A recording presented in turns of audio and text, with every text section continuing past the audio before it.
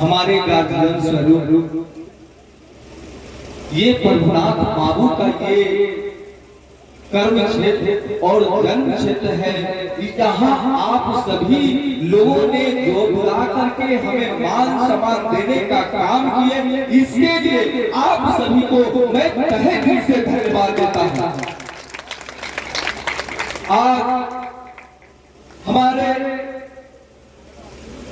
आदिवासी समाज, गौड़ समाज की तरफ से यह प्राकृतिक पूजा,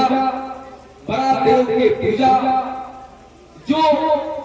कार्यक्रम में किया गया, इस कार्यक्रम का अध्यक्षता हमारे शिक्षक दरोगा। प्राकृतिक से जुड़ा हुआ यह समाज है। सबसे ये हमारे मूल निवासी, हमारे आदिवासी समाज के लोग हैं जो प्रकृति के हर से जुड़े हुए लोग हैं और ये हमेशा ही प्रकृति का पूजा करते हैं। ये जंगल, जमीन, पहाड़, समुद्र का पूजा करते हैं ताकि दुनिया में प्राकृतिक संतुलन बना रहे। ये प्राकृतिक संतुलन जब तक रहेगा तब तक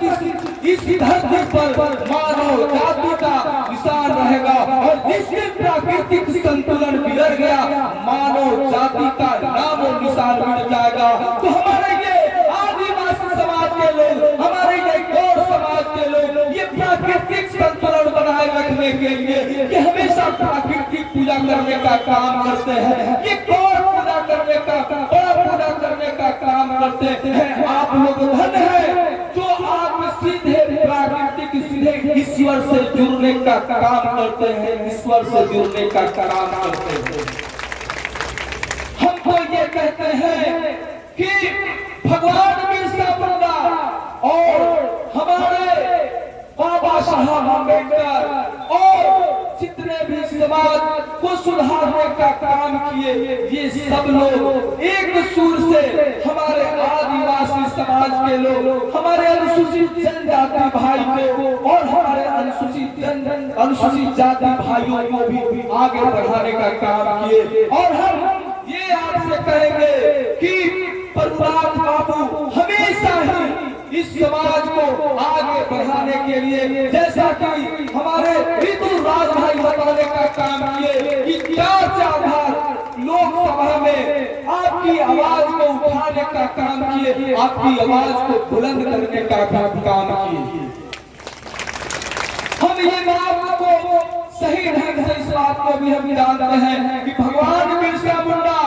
और बाबा साहब भीमराव अम्बेडकर के आधे अधूरे सपने को पूरा करने के लिए गरीबों के मसीहा, जन जन के नेता लालू प्रसाद यादव जी हमारे आदिवासी समाज के लिए, हमारे पिछड़े समाज के लिए, हमारे अनुसूचित जाति समाज के लिए, किसानों के लिए, मजदूरों के लिए लगातार लड़ाई लड़ते रहे, लगातार लड़ाई लड़ते रहे।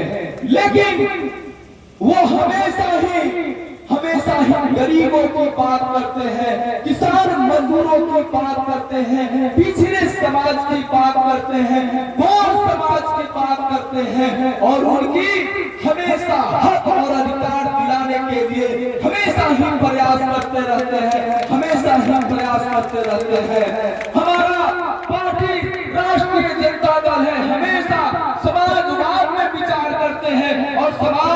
समाजवाद क्या है? समाजवाद बराबरी के अधिकार, बराबरी के हक दिलाने के लिए ये समाज, हमारे राष्ट्रीय जनता दल का गठन हुआ और इस राष्ट्रीय जनता दल के हमारे जो प्रमुख हैं परम आदरणीय सम्मानीय लालू प्रसाद यादव जी हमेशा ही समाज में समानता की बात करते हैं। समाज में जो पिछड़े हुए लोग हैं, जो हमारे समाज को, उस समाज को मुख्य धारा से जोड़ने के लिए काम करते हैं। आज मैं आपको बता दूं, जैसे कि हमारे भाई ये बता रहे थे कि SC/ST समाज को और भी आरक्षण मिलना चाहिए, हम भी इसका पक्षधर हैं और हमारी पार्टी भी और हमारी सरकार भी इसके लिए पक्षधर है। और हम लोग हमेशा केंद्र से मांग करते हैं कि जो केंद्र में बैठी हुई कम्युनिस्ट सरकार है, इस बात को कान खोल के सुन ले कि डीजल, ओबी, तेल, कड़वा तेल, गैस सिलेंडर का जो आप दाम बढ़ा रहे हैं, ये सीधे सीधे असर उसका गरीबों पर पड़ रहा है, उसका असर दलितों पर पड़ रहा है, उसका असर कमजोरों पर पड़ रहा है, उसका असर आदिवासी समाज, उसका असर गौर समाज पर पड़ रहा है। तो ये जो आप बढ़ाने का काम कर रहे हैं, उसका जल्दी से जल्दी काम को घटाने का काम करेंगे। अरे तो ये समाज के लोग जो आने वाला 2024 के चुनाव है, आपको कुर्सी से उठा करके पटकनियां देने का भी हम लोग काम करेंगे। हमारी संपत्ति को, सरकारी संपत्ति को जो बेचने का काम कर रहे हैं, इस बात को जानते हैं मोदी सरकार की जो देश की संपत्तियां हैं और देश की जो सरकारी विभाग है जिसको आप बेचने का काम कर रहे हैं, उसमें हमारी हिस्सेदारी, उसमें हमारी अधिकार बनता है। उस अधिकार को जो हमारे अनुसूचित जाति की जो अधिकार है, जो बाबा साहब, हमारे अनुसूचित जनजाति की जो अधिकार है, जिसको बाबा साहब भीमराव अम्बेडकर ने संविधान में देने का काम किया, उस संविधान को आप, उस संविधान को खत्म करना चाहते हैं और खत्म कर भी रहे हैं। और हमारी जो संपत्ति है, वो सारी संपत्तियां बेच करके वो जानते हैं कि न रहेगी बांस, न पिलाएंगे, न मांगेंगे बांसुरी की बात। तो ये मैं केंद्र सरकार से ये मांग करते हैं कि आपको अनुसूचित जाति और अनुसूचित जनजाति, ये सारी जो केंद्र की संपत्तियां हैं, वो सारे आप बेच देंगे तो मेरा आरक्षण का क्या होगा, आरक्षण का क्या होगा। तो हम आपसे ये मांग करते हैं कि जितने जो भारत की संपत्तियां आप बेचने का काम किए हैं, मोदी जी को आप खरीद करके दिखाइए, तब मैं मानूंगा कि भारत के आप सच्चे पुत्र हैं। बेचना तो आसान है, इंदिरा गांधी जैसा आप खरीद करके दिखाइए, तब मैं मानूंगा कि भारत में आप सच्चे वीर हैं और सच्चे सपूत हैं। बेच करके अन्याय आप कर रहे हैं, बेच करके आप जो है आप अपने पार्टनर को अपने मालामाल करने का काम कर रहे हैं। अडानी को, अंबानी को ना जाने कितने वो उनके पड़ोसी लोगों को, पड़ोसी राज के लोगों को, पड़ोसी उसके राज के लोगों को आगे बढ़ाने का काम कर रही है। संपत्ति किसकी? ये संपत्ति हमारी है, ये संपत्ति भारत के एक एक नागरिक का था, वो सारे को आपने बेच करके वो खत्म करने का काम कर रहे हैं, खत्म करने का काम कर रहे हैं। आज मैं आपके बीच में इस बात को मैं बता देना चाहता हूँ कि हमारे श्रम संसाधन विभाग की तरफ से, बीओसीडब्ल्यू बोर्ड की तरफ से हमारे श्रमिक भाइयों के लिए कई 16 तरह की योजनाएं चलाई जाती है। जो भी हमारे श्रमिक भाई जो निर्माण क्षेत्र में काम करते हैं, वो अपना निबंधन करा ले, उसके लिए 16 तरह की योजनाएं चलाई जाती है। यदि हमारे श्रमिक भाई के बच्चों को, बच्चे का विवाह होता है, तो उस विवाह के लिए भी 50,000 रुपया हमारे विभाग की तरफ से, प्रथम लड़की की शादी में 50,000 रुपया, द्वितीय लड़की की शादी में 50,000 रुपया, यदि उनकी स्वाभाविक मृत्यु होता है तो उसमें 2 लाख रुपया, यदि अच्छी मेडिकल में दुर्घटना मृत्यु होता है तो उसमें 4 लाख रुपया हमारी बताए। यदि बच्चा होता है तो मातृत्व लाभ योजना के तहत लगभग 35,000 रुपया, और यदि वो 60 वर्ष पार कर जाते हैं तो उनके लिए पेंशन योजना के तहत प्रति माह 1,000 रुपए के हिसाब से आपके खाते में जाएंगे। और यदि हमारे श्रमिक भाई के बच्चे मैट्रिक इंटर में फर्स्ट डिवीजन करते हैं तो उनको 10,000 रुपया, 10,000 रुपया, यदि 70% नंबर आते हैं तो 15,000 रुपया, यदि 80% नंबर आते हैं तो उनको 25,000 रुपया मिलता है। यदि हमारे श्रमिक, निर्माण श्रमिक के बच्चे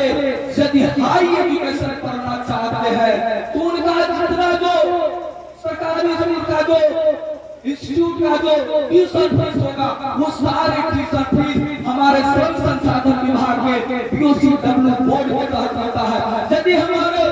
मजदूर दूसरे राज्य में जाकर के काम करते हैं, यदि उनको किसी तरह से घटना दुर्घटना हो जाता है तो उसके लिए भी दुर्घटना, प्रवासी मजदूर दुर्घटना योजना के तहत उनको 2 लाख रुपया मिलेगा। अरे हमारे श्रमिक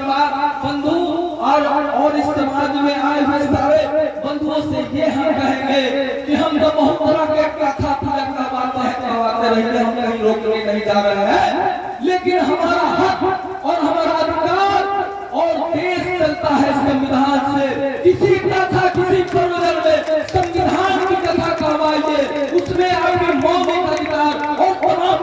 अधिकार दिया गया है। जब तक आप जानेंगे नहीं तब तक उस पर अपना अधिकार नहीं समझेंगे, जब तक अपना अधिकार नहीं समझेंगे तब तक उसको छीनने का प्रयास नहीं करेंगे। तो मैं यही आपसे आज यहाँ इस मंच के माध्यम से निवेदन करेंगे कि हमारे विभाग के तरफ से जो योजनाएं चलाई जाती है, हम अपने बैंक के माध्यम से सीएससी केंद्र पर जाकर के अपना निबंधन कराइए और हमारे विभाग की योजनाओं के विषय में भी जानकारी आप ले सकते हैं। जैसे कि हमारे भाई बता रहे थे, तो हमारे विभाग के जो भी प्रखंड स्तर के पदाधिकारी या श्रम परिवर्तन पदाधिकारी वो हमारे विभाग पदाधिकारी ब्लॉक में भी बैठते हैं, वो ब्लॉक में जाकर के सारी योजनाओं की जानकारी आप से ले सकते हैं और जिला में जाकर के सारी योजनाओं की जानकारी ले सकते हैं। और जैसा कि मांग आपने किए हैं कि एक इस प्रखंड में आदिवासी समाज के लिए आवासीय विद्यालय बनना चाहिए, आपकी मांग को हम लोग अपने ऊपर तक ले जाएंगे और उसको हम लोग कोशिश किया रहेगा कि आपकी मांग पूरा हो जाए। और भी जो भी आपके द्वारा मांग किया गया है आपकी मांग को हम समर्थन करते हैं और वो मांग पूरा हो इसके लिए हम प्रयास करेंगे। और पुनः मैं आप सभी को धन्यवाद देते हैं कि आपने इस कार्यक्रम में भाग लेता हूँ और पुनः जो महान समाजवादी विचारधारा से जुड़े हुए हमारे प्रभुनाथ बाबू की धरती और केदार बाबू की धरती और ये सारे समाज की धरती को मैं पूरा प्रणाम सलाम करते हुए अपनी वाणी को सुरत विराम देता हूँ। जय हिंद, जय भारत।